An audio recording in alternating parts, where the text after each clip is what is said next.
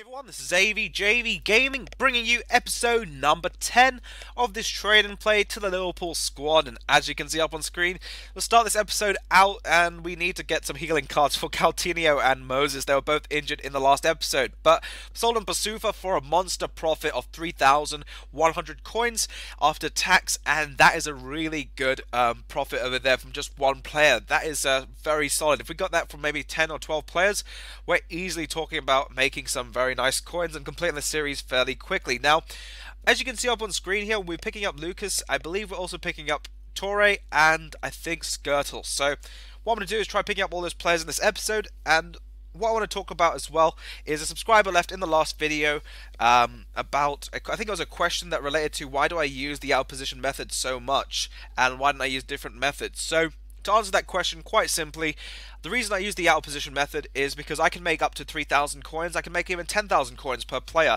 depending on which player I find. And the reason for that is that's a really easy method. It's very simple, doesn't require me spending more than 10,000 coins per player. And yeah, I can make a massive return. And I'm not really interested in making 100 coins per player and doing that with 100 or 1,000 players. So that's my purest explanation to why I don't do very many other methods. I can do other methods, but the profit in the episodes will be much less, and moreover, I wouldn't want to do that because it is time wasting in my opinion. I'd rather focus in on a method and really just, earn the coins quickly. So that's my reason for that, and I will have some training techniques out on the new methods. That will be out, I believe, this weekend. So this is what's happening to my web app at the minute. I keep getting this error message. I want you to let me know as well. Leave that down in the comment section today. Do you get that error message as well from EA saying that you have to refresh the application? Be sure to let me know down below in the comment section. And also, I'd like to thank all of you for your feedback in the last episode regarding how many games you'd like to see per episode. And a really interesting one I got was, I think it was 5 games, was more or less an average, but more high than that, it was 3 games. So I'll stick to 3 games and a little bit of trading per episode, and we'll go with that. Now, our first opponent in Division 8 for this episode does have Luis Suarez, Sturridge, Rooney, and I just couldn't believe the matchmaking in this game. It's quite insane to be put up against a squad like that, but I wasn't finding his attack difficult. I was more or less finding his goalkeeper Forster over there really impossible to get past. He was really huge. It almost reminded me of Pantilimon. He was just saving everything and marking his way around that goal, making it very difficult to get a breakthrough. And over here, my opponent getting a very heavy touch from Stokes, and it does lead to our goalkeeper gathering it over there before half time. So at half time, we had a much more better stats, more possession, more shots, more accuracy on everything. I just really couldn't find the breakthrough. And look at this over there, his keeper pouncing on the ball again and really making it very difficult for us to find the breakthrough. And over here from a corner, get it into Sacco, and still no goal. So it does go down to the 79th minute, and sorry, 79th minute, and he does find it into Samuel Eto'o with a firework, and that is it. So he makes it 1-0 over there. Try to get a sort of a counter attack, and you can see over there he does foul me.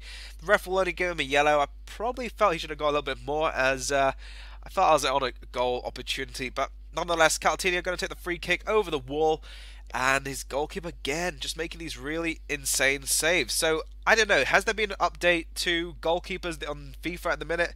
I'm not too sure. Let me know down below, as I feel there's something a bit fishy at the minute. Goalkeepers seem to be a bit more overpowered. So over there, we sold a couple players on, and with the Pavlyuchenkos, I'm actually going to hold them out and see if they can sell for maybe 100 or 200 coins more.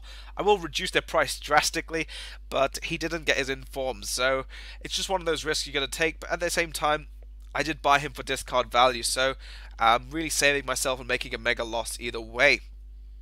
So we're going to use a 5-back formation. I know at the end of FIFA, normally in the next 2 or 3 months, you'll find a lot of YouTubers using those 5-back formations, but I want to use it now to test it out with our centre-backs.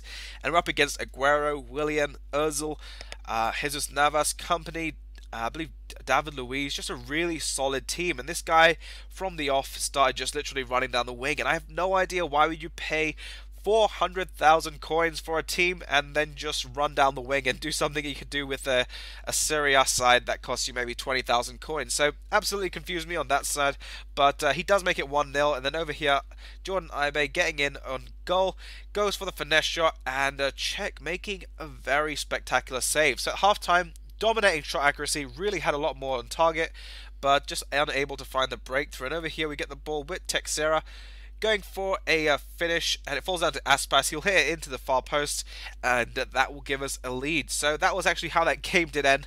A very difficult game to play because all my opponent was interested in was crossing, and I just want to score decent goals. I really dislike scoring. I really don't like scoring those crosses because they're just like a desperate measure. And when you've got such expensive players, I don't feel someone should actually do that. Like, I've played someone recently on my Journey series who had Ronaldo, and all he did was crossing into Ronaldo, and I was like, why pay 2 million coins for a player? It just doesn't make sense. So, anyway, next episode of my Journey series will be out, I believe, sometime soon. I think it'll be out tomorrow, or maybe it could be the following day. And I've also got 2 tutorials for you all that will be up on the weekend, and a Wheel of Fortune. So we could have 4 videos on this weekend. They're already prepared, and I just need to get them up on schedule upload. So, up on screen, our next opponent's got a 4-3-3 fourth version of Barclays Premier League side, and this opponent was very strong. I just was quite amazed at the way his team played. And over here, Evra going for a shot, but Mignolet making a decent save.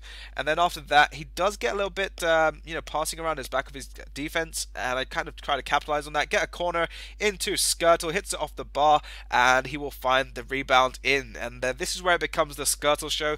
Literally, the way he dominated David Luiz is like making him basically just dominating David Luiz right in that play over there, and just out jumping him. And then over here, getting into Aspas, go on his stronger foot for that far post, and it goes wide. And then Coutinho, ball into him, falls down to Aga, and somehow not able to convert. And I did switch to the 4-2-3-1 second version purely because it's a very solid formation this year in FIFA. So over here, Sterling trying to go with the double chop, and it sadly didn't work out. And then over here, Victor Moses finding a ball into Coutinho, gets in a bit of a deflection off Luiz, and that means we're going to get a corner. And you know who's going to be on our corners?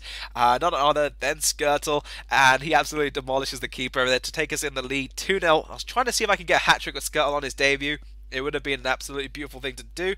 But Coutinho over here getting a ball down into Sterling, chipping it straight on the first touch to Aspas on his stronger foot, and he tucks it in for the 3-0 lead. At this point, we were sitting comfortable, but I still wanted to just seal the deal on this opponent over here. And you can see here all these attacks just trying to get in on his goal, but unable to find the breakthrough over there. So over here with Sterling, just a little bit of play where they're going with the ball feint, and then we go in over here, try to cross it in, and a lot of pressure from his defender prevented me from doing that. But over here, from a throw-in, we're going to get a ball into Coutinho, into Lucas, a little bit Brazilian linkage over there, getting it back to Coutinho. He's got 4-star weak foot, so we're going to try crossing in with that. Goes into Aspas near post, and he has done it, and that will put the nail into the coffin, and that means my opponent will be saying goodbye, because he's going to rage quit over there in the 86th minute. I don't know why he just didn't hold out for an extra 3 minutes, but that's how that game did end. Aga was really good as a CDM, so I believe that's where we're going to wrap up the episode. If you have enjoyed, by all means, drop it a like. Subscribe if you're new for more daily FIFA 14 content. I'll have another video out tomorrow. And this has been AVJVGaming, and I'll catch you all for the next episode.